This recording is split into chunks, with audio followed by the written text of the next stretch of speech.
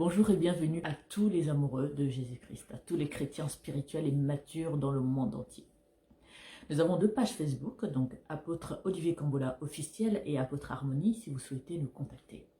Nous avons une chaîne YouTube qui s'appelle Centre de Gloire Emmanuel, qui a pour objectif d'aider les chrétiens à grandir spirituellement et à prendre conscience de leur spiritualité, de prendre conscience du pouvoir qu'ils possèdent en eux grâce au Saint-Esprit. Et surtout à les informer, à les inculquer, à les inciter à cultiver leur relation personnelle avec le Seigneur, leur maturité spirituelle, de cultiver leur communion personnelle avec le Saint-Esprit. Chose très importante et vitale pour un chrétien. Cette chaîne a plus de 345 vidéos à l'heure actuelle pour pouvoir vous enrichir spirituellement, vous aider à grandir spirituellement, pour vous aider à connaître votre identité en tant que chrétien. Je suis l'apôtre Harmonie pour vous servir. Donc cette chaîne a vraiment pour objectif de faire du bien à tous les chrétiens qui veulent grandir spirituellement. C'est pour cela que tous les 6 heures du matin, afin de commencer votre journée dans la présence de Dieu, en ayant la pensée divine, en méditant la parole de Dieu, nous publions tous les 6 heures du matin des enseignements inspirés du Saint-Esprit, basés sur la parole de Dieu, pour vous aider à grandir spirituellement et à en profiter pleinement. C'est pour cela qu'on vous invite à vous abonner, à cliquer la cloche de notification pour qu'elle puisse vous prévenir de toutes les publications que nous publions et que vous puissiez en bénéficier. Et nous vous demandons aussi de partager autour de vous ces paroles vivantes pour vivifier les membres de votre famille, votre entourage, votre travail. Et on vous remercie d'avance. Aujourd'hui, nous allons continuer sur ce qu'on avait enseigné hier, donc qui parlait de la posture d'un chrétien, qu'un chrétien ne devait pas se conforter dans la posture de victime. Parce qu'un chrétien ne peut pas être une victime, ce n'est pas possible. On croit au lion de la tribu de Juda, alors nous devons non seulement prendre conscience de notre pouvoir, et surtout de ne pas nous laisser nous faire persécuter par qui que ce soit. J'avais aussi soulevé hier, sur la vidéo qui a précédé celle que je fais actuellement, qui parlait des statistiques en fait, donc qui montraient que en fait 13 chrétiens par jour étaient tués, persécutés à cause de leur foi. Et aujourd'hui, on va parler sur comment réagir face à quelqu'un qui veut nuire à ta vie, face à quelqu'un qui veut te faire du mal parce que tu es chrétien. Et on va voir aussi ceux qui croyaient en Dieu, comment ils ont réagi avec la puissance dont ils avaient conscience en eux pour pouvoir se défendre. Pour ça, je vous invite à vous appuyer sur la parole de Dieu. Donc, 2 Rois chapitre 1, versets 14 à 15. 2 Rois chapitre 2, versets 23 à 24. Et Psaume 68, verset 29. Mais avant, je vais vous lire d'abord Psaume 68, verset 29. Et avant encore de le lire, de commencer, je vais vous parler un peu de 2 Rois, donc chapitre 1, pour que vous puissiez comprendre. Ce qui se passe, en fait, c'est le roi Akab qui était malade et qui a consulté des faux dieux, ce qui a énervé Dieu. Et puis, Dieu a envoyé le prophète Élie pour lui rappeler, donc lui dire, qu'il va mourir à cause de cela. Et le roi n'était pas content, il n'était pas d'accord quand il a entendu ce message qu'on lui a donné de la part de Élie.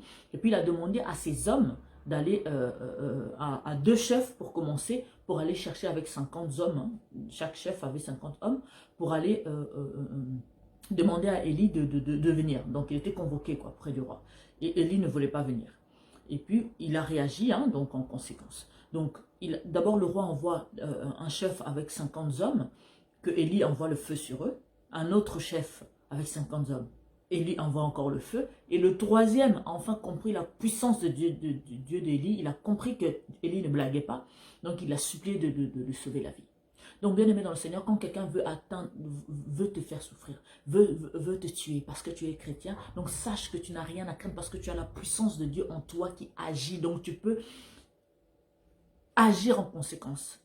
Mais cela n'est pas valable pour tous les chrétiens. C'est valable aux chrétiens qui sont matures spirituellement, qui sont brisés, qui ont laissé le Saint-Esprit avoir le dessus, avoir le dernier mot, qui ont laissé le Saint-Esprit les façonner. C'est le chrétien humble qui s'est laissé façonner par le Saint-Esprit, qui hérite maintenant de toute cette puissance. Parce que la mort de Jésus la résurrection pardon, de Jésus nous permet d'être des héritiers du puissant Jésus actuel qui est assis sur le trône du Père.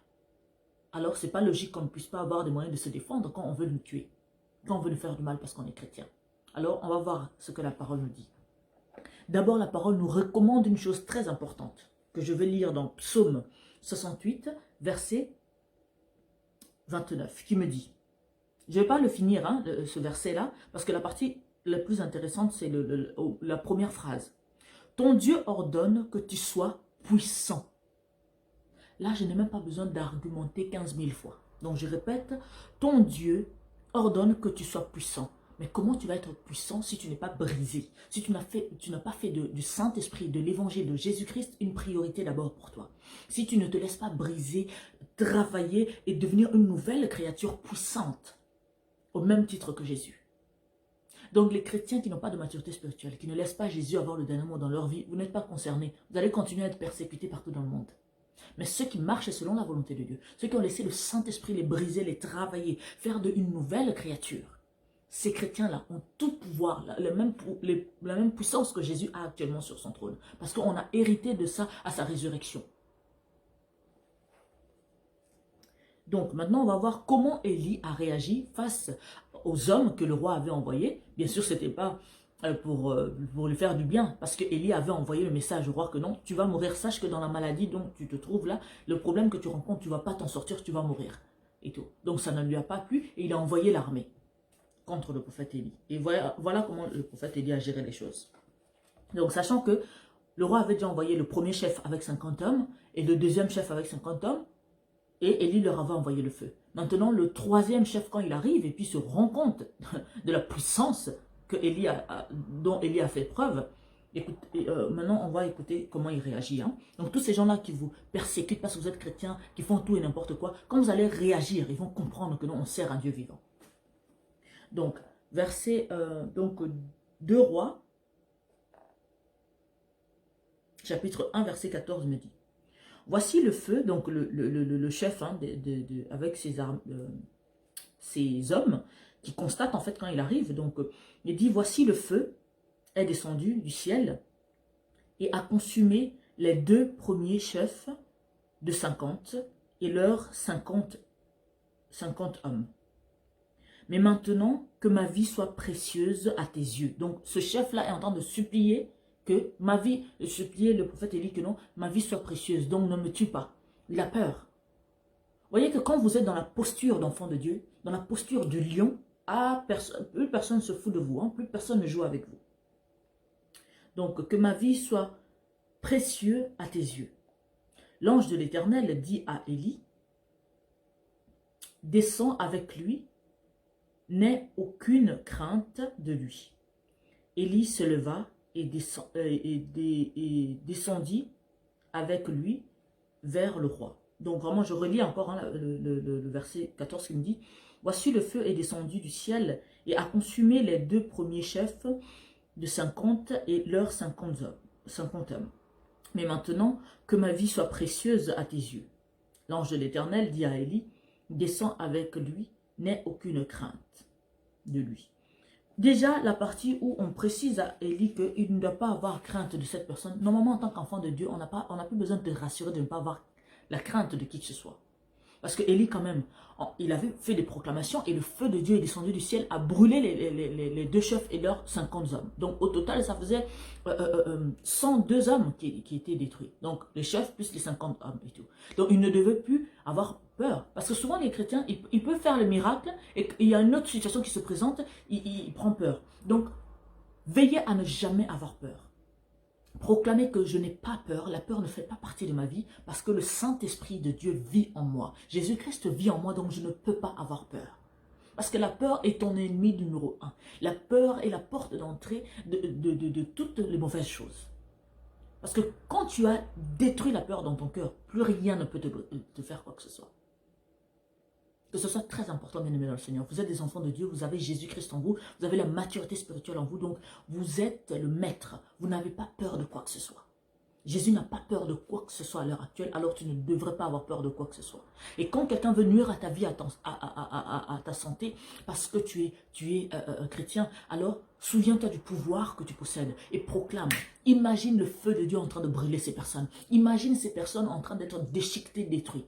Parce que nous, en tant qu'enfants de Dieu, on ne se bat pas avec les poings, trop peu pour nous. On se bat avec la puissance. C'est spirituellement qu'on combat, mais que visiblement, ça se voit. Il y a des conséquences sur les personnes qui veulent nous détruire.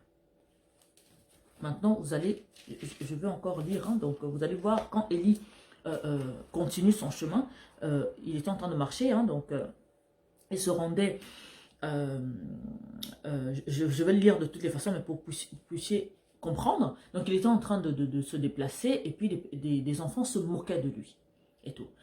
Bien aimé dans le Seigneur, en tant qu'enfant de Dieu, tu dois apprendre à te faire respecter. Quelqu'un qui te manque du respect, qui se moque de toi, qui veut nuire à ta vie, tu ne dois pas le laisser impuni. Tu dois proclamer les paroles pour qu'il soit puni au nom de Jésus.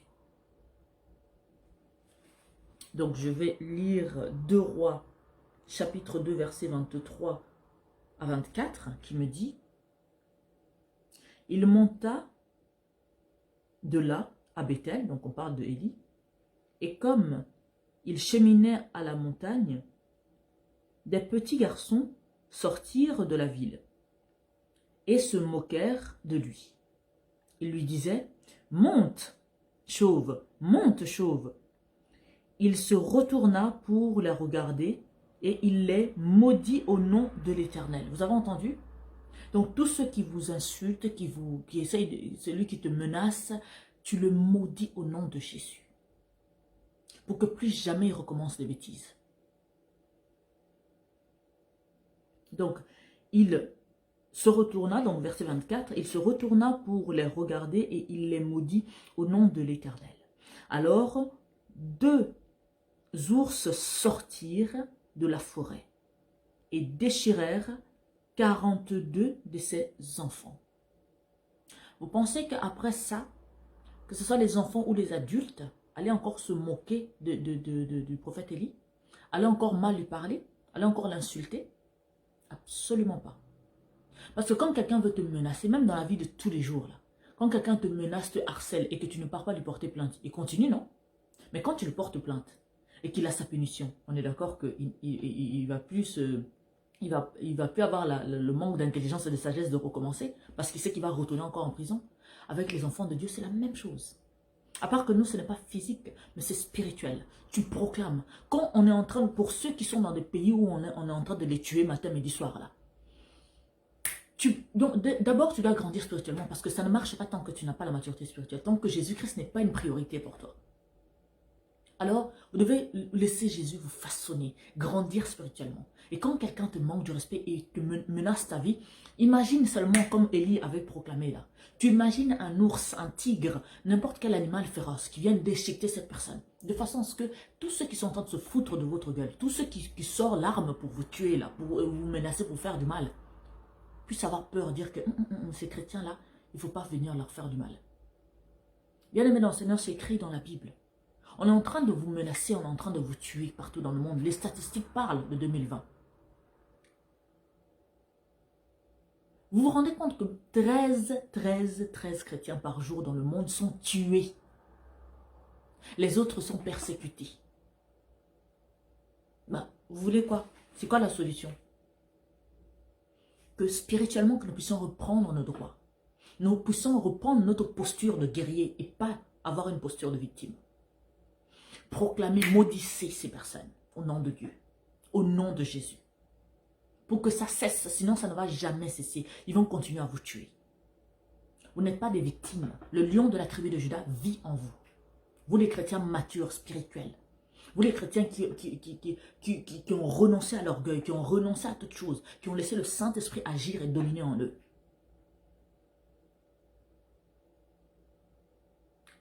Élie ne s'est pas laissé faire.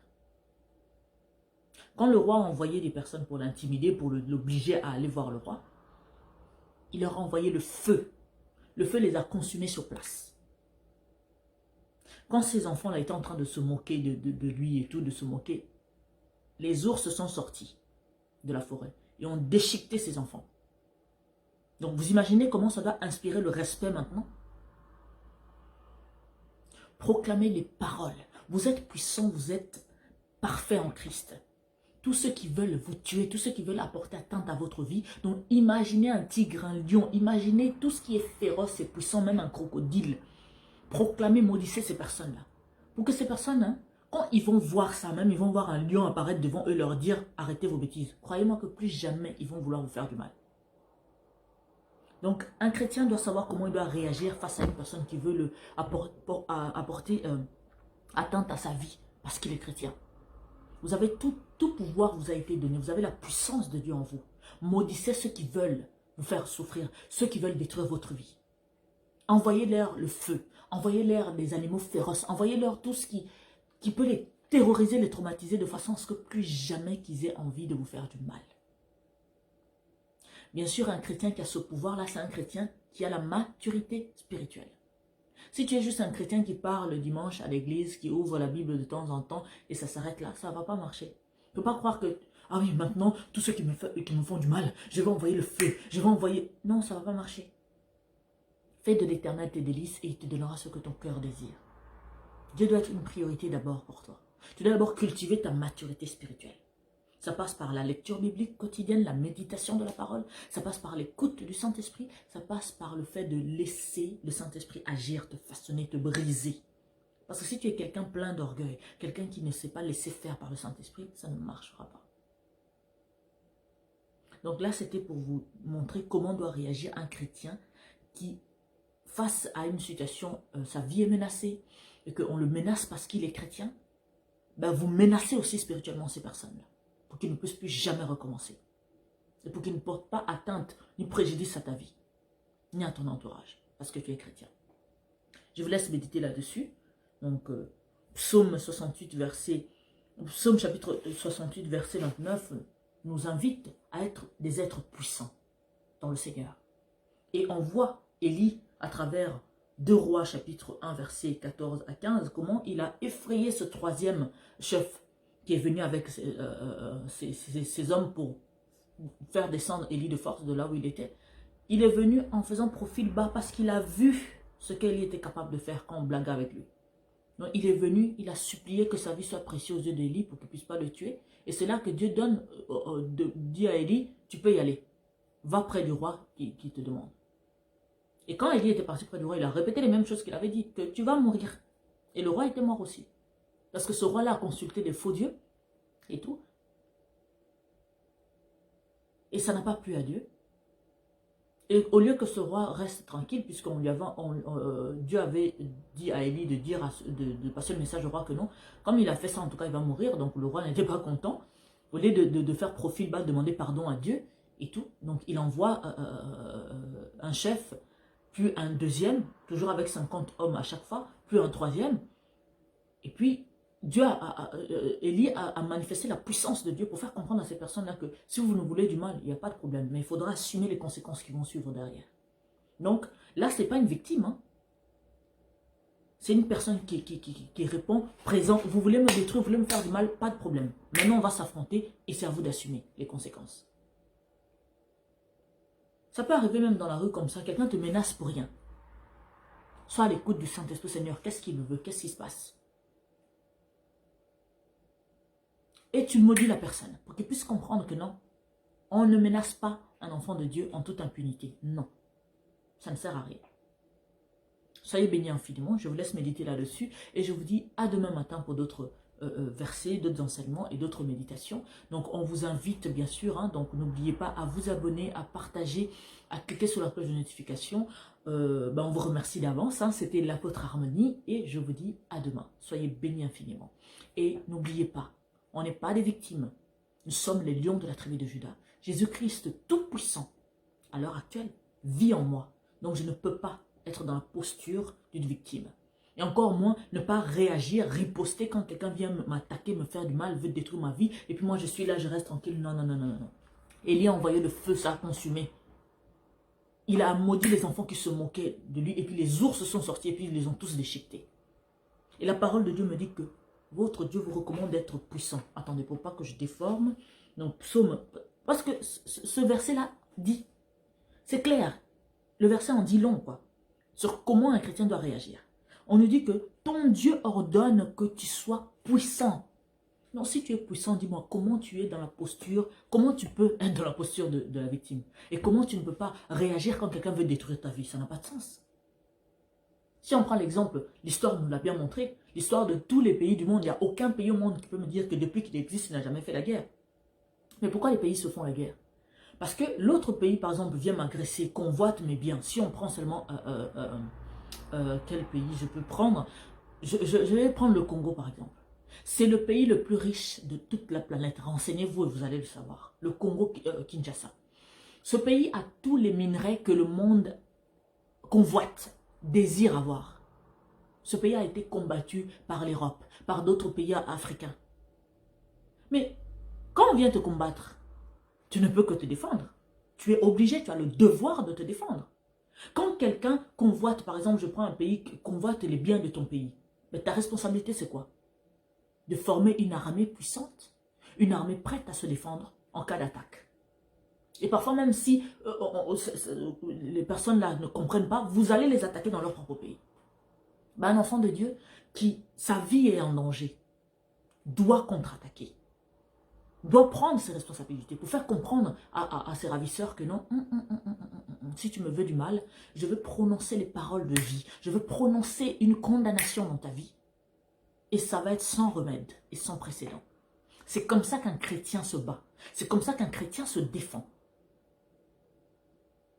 C'est spirituellement. Il proclame avec la foi. Tu sais que tu as la posture de Jésus. Tu as la puissance de Jésus. Tu as tout pouvoir qui t'a été donné par Dieu. Donc celui qui va blaguer avec toi, tu lui envoies un petit tigre. Un grand tigre même. Hein, pour lui rappeler un peu qu'on ne blague pas. Nous sommes les enfants de Dieu. Nous ne sommes pas des victimes. Nous sommes puissants. Gardez l'idée de ce pays-là qui se défend parce qu'on convoite ses richesses. Parce qu'on veut le menacer, on veut mettre à mal la vie de son peuple. Ben, ce pays-là a la responsabilité, le devoir de se défendre.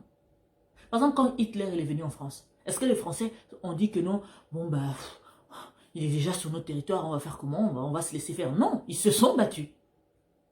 C'est aussi simple et normal que ça. Parce que même à l'époque de la colonisation, les esclaves ne se sont pas laissés faire. Hein? Ah non, ils se sont battus. Même si certains ont été déportés, mais ils se sont battus dans les bateaux. Certains se battaient. Les révolutions se faisaient dans les bateaux. Certains mouraient, mais ils tuaient aussi ceux qui étaient en train de les embarquer de force dans des terres qu'ils ne connaissaient pas. Personne ne se laisse faire face à une situation où ta vie est en danger. Jamais.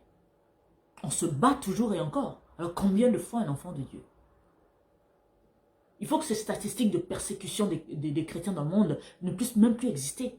C'est pour ça que les chrétiens matures, qui cultivent leur communion avec le Saint-Esprit, doivent envoyer le feu, doivent envoyer la puissance de Dieu, détruire ces personnes qui veulent détruire leur vie parce qu'ils sont chrétiens. À partir de là, plus jamais vous allez entendre parler des persécutions. C'est comme à l'époque où en France, on parlait des sorcières et tout. Mais quand on a commencé à faire des chasses aux sorcières, on n'a plus entendu parler des sorcières. Bon, ça date, hein, il y a des siècles, hein, des siècles et des siècles et des siècles. Mais c'est pour dire que quand vous battez contre qui que ce soit qui veut vous faire du mal, ah bah il va comprendre que bon, bah, la personne ne va pas se laisser faire, on va peut-être se calmer. Pour de bon, de préférence, parce que la personne va nous faire la guerre jusqu'au bout. Donc gardez cette vision en tête que non, un pays qui se fait attaquer a le devoir de se défendre. Et un enfant de Dieu qui se fait menacer, qui se fait attaquer par qui que ce soit parce que cette personne est chrétienne, doit riposter. Élie a riposté. Il a envoyé le feu. Ben, ces miracles-là ne sont pas restés à l'époque d'Élie. Ces miracles existent toujours. Mais pour que ça puisse prendre effet dans ta vie, tu dois prendre conscience de ton identité, marcher selon la volonté de Dieu, grandir spirituellement, avoir une réelle communion avec le Saint-Esprit, et tu vas voir que plus personne va t'attaquer pour quoi que ce soit. Parce que tu vas lui envoyer spirituellement, tu vas le détruire spirituellement. Et ça va se manifester physiquement. Soyez bénis infiniment, je vous laisse méditer là-dessus. C'était l'apôtre Harmonie. On n'oublie pas de s'abonner et de partager. Que Dieu vous bénisse infiniment. Et je vous dis à demain matin. Bonne méditation. Ciao.